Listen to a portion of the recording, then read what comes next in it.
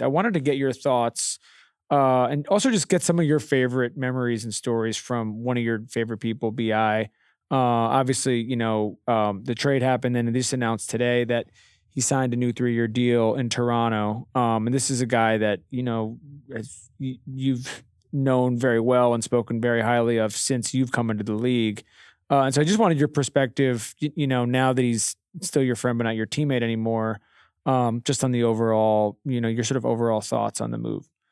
Yeah, so I mean, as a team, we kind of knew that it was going to happen either at the deadline or at the summertime. So we still enjoyed our time with him, and he was still like I said, like you said, a good friend of ours.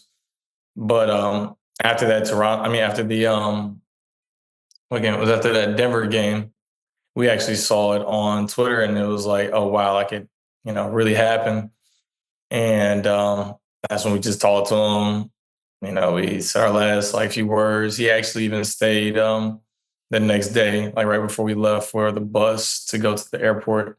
He was in the lobby saying bye to everybody. And I mean, that just shows how he is. He, made sure he said bye to everybody that was there in the organization. And because he's just been a stand-up guy the entire time. So, it was a little sad for sure, but I mean, obviously it's probably a better situation for him. And he gets his money like he wanted. And, I'm just super happy for him because there's not a guy that doesn't deserve him more than he does. Yeah, he's super good dude. I mean, I got to know him. We've had him on the show. We had him on the show once, but I got to know him a little bit better when he was when we were all in Manila. Super funny.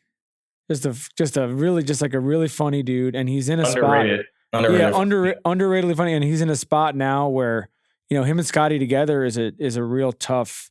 They do really different things, and so he hasn't played yet, but it's going to be really sort of interesting to see how that fit sort of coalesces out there. Absolutely.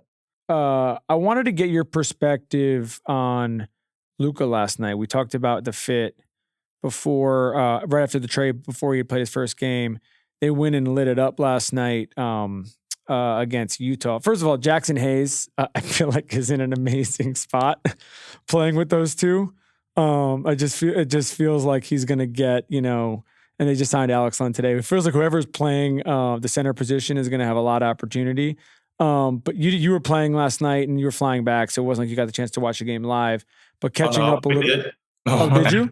After our game was over, everybody had their phones out. All right. So what do you think? Wi-Fi, all that stuff. So what'd you think?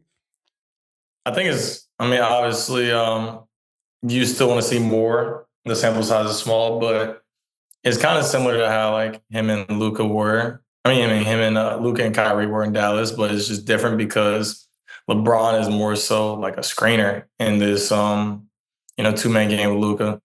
And if you have LeBron in the short role, which he's really good at, he's able to make decisions and make out of that, and also is less taxing on him. So both of them are going to have a lot less responsibility on the ball. So then when it comes to the fourth quarter, they'll probably be, in better condition, let's say, than what the previous been.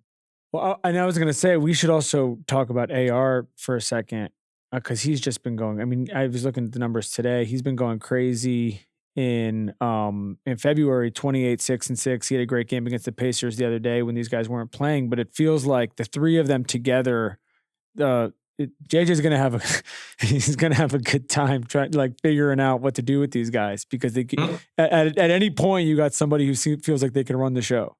Yeah.